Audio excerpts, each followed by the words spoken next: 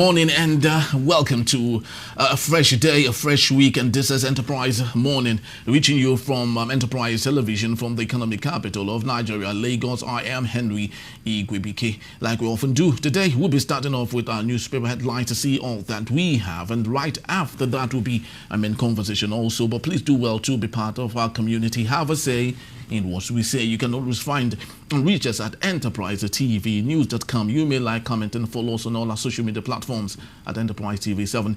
I'm honored today to have Mr. Sheson Okwade, journalist, public affairs analyst.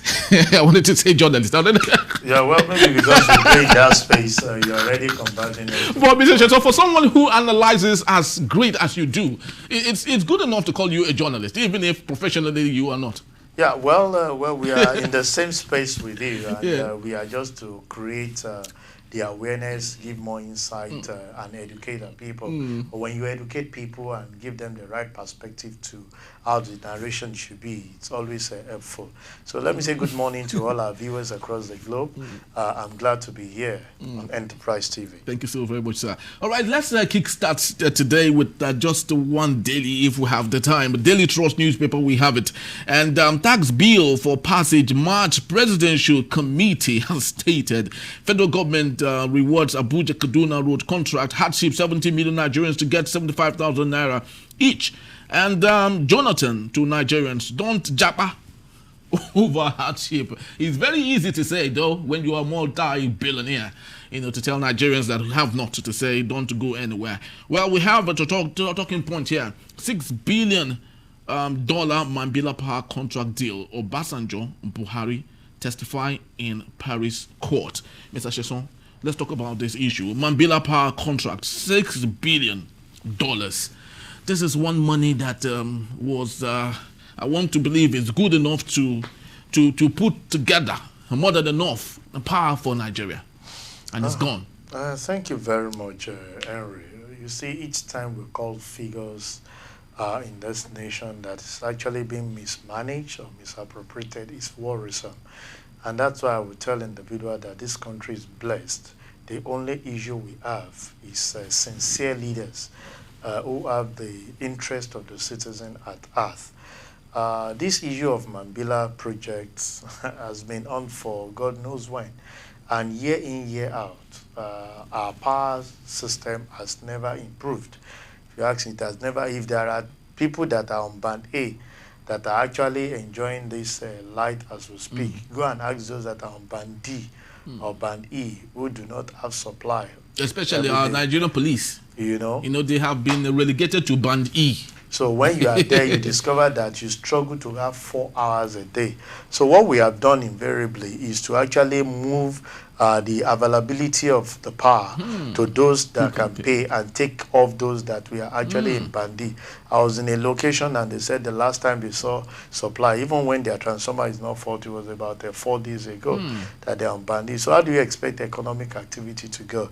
Don't forget, so much was invested by Obasanjo. I think over $16 billion was done then. We did not get value to it as we speak. There is still a gap for metering.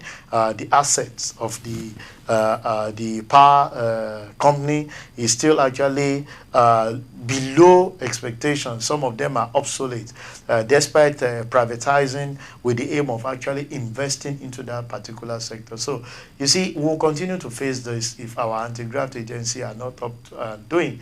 The money repatriated for the Israeli, where she claimed that it's not her own fund. We have so much in the hands of individuals like that in the country, and nobody is actually talking to them. You have instances, even when some are seen or actually caught in the act. You talked about plea bargaining. Somebody is taking 10 billion, is returning 1 billion. The remaining 9 billion, what happens to it?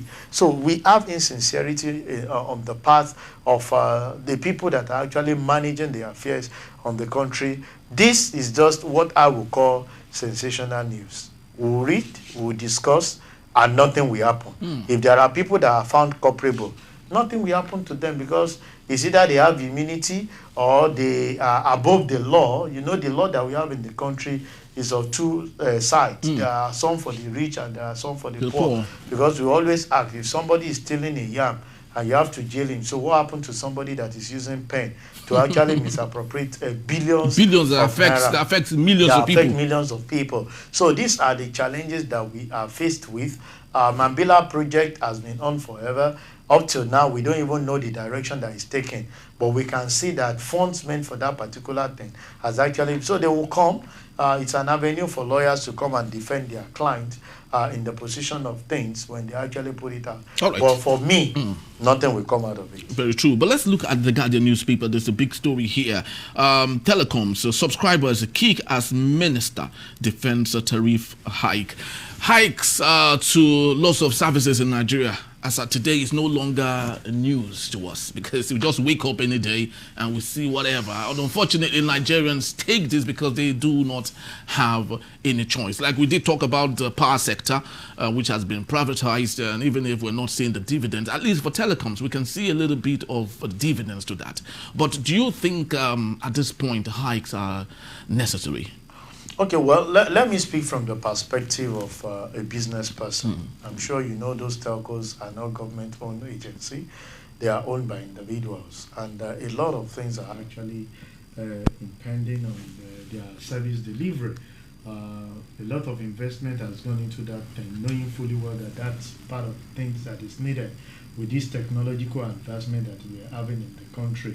But you discover that they have a cap. And I think that's part of the problem they face in the power sector, of regulator just capping a particular thing, whether the business survives or not, it becomes a serious issue. So I would say invariably that the hike, considering some of the pressure that we are faced with in the business environment, is inevitable. It's government that should look at areas of supporting those businesses. Those are the reliefs. I was actually saying that where and how is the government working to create reliefs for this organization, for their survival? Because if the organization continue to say, okay, this is the tariff that government has stipulated that we must charge, and they are not breaking even, after a while they will go down the drain, and it will not be attractive for other investors to come into. And with that, you just see that a lot of people will become unemployed in the environment. So a lot of people will say, why do you want... It still lies in the hands of the government to dig deep down. I can tell you the cost of energy, because I relate with some of these telcos, and I know that the cost of maintaining their service hub, their base bands, their bands that they have, is currently high. Is currently high. A lot of them have been, one way or the other, migrated to band A. And those that are actually not having that supply, the cost of diesel is actually not, allowing them to be smiling. So when you put all those things into, I've seen the bigs of these telcos retrenching massively. It's because the cost of operation is not sustainable. So government needs to be intentional. What are the reliefs that you actually want to give? That's why if people read in depth the new tax reform, it creates a kind of relief to this organization so that they can plow back some of those savings into the businesses for its growth. But if we continue like this, there is no how. If you say don't increase, I always tell people, I'm speaking from the perspective of a business owner, don't increase, no problem. When the company ceases to exist, it will create more evil, more problem for our economy, because what that implies is that you have more unemployment, more atrocity being committed, because when people are not engaged in daily activities that they can concentrate their mind at, what will now become the issue? Then we've been complaining of poor infrastructure in terms of telecom. When the telecom goes down, what will happen? So you go back to the archaic way of doing things, and that's why I feel that there are two sides of the coin. If the government does not want the increase to please the people,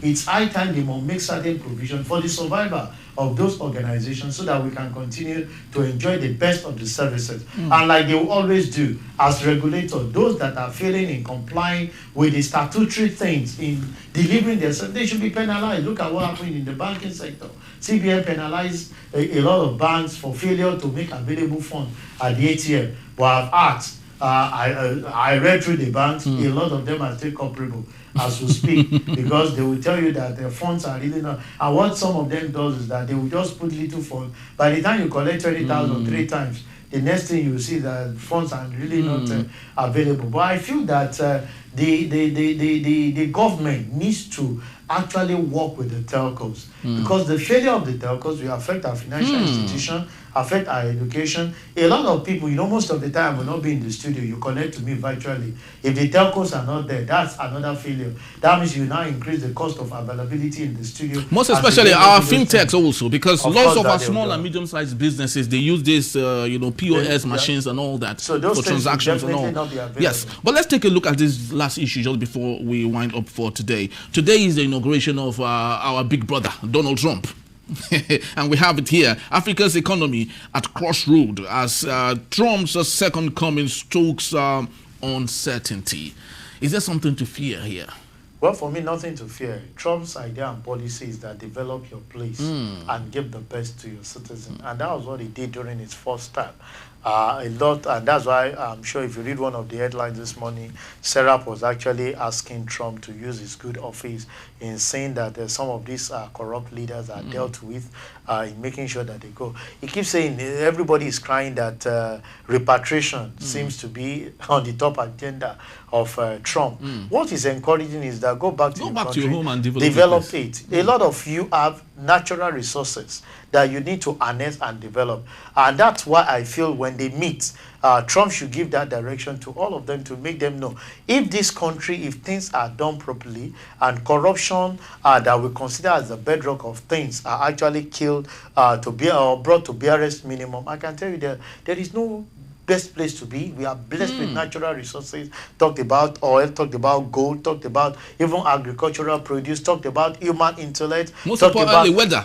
Talked about good weather. You've not heard about hurricane. You've not heard about a lot of things that are happening. Natural disasters that are happening in those developed. Everything seems to be peaceful. But here, our leaders create those havoc because of their selfishness, because of the greedy nature in them, which I consider that is actually hampering our growth as a nation, and we must give it a return. But I would say congratulations to Trump. Everybody should brace up with several activities that will be coming up. But for us in Nigeria, we stay here and we move as a country. Very true. And those those in the press, I would love to equally, go by the way of Serap to say, let Donald Trump do the needful, because it's time that African leaders, must own up to some of the things that they do, because if they concentrate all that we have in our country, in our continent, I don't think Africa would have any reason to cry. Thank you so very much, Mr. Sheson. Thank you for having me. And just to let you know, he will be here to take us on our main conversation, that is. And when we return, the federal government unveils a 75,000 naira cash grant for 70 million Nigerian citizens. That in a beat is still Enterprise Morning. Please don't go anywhere.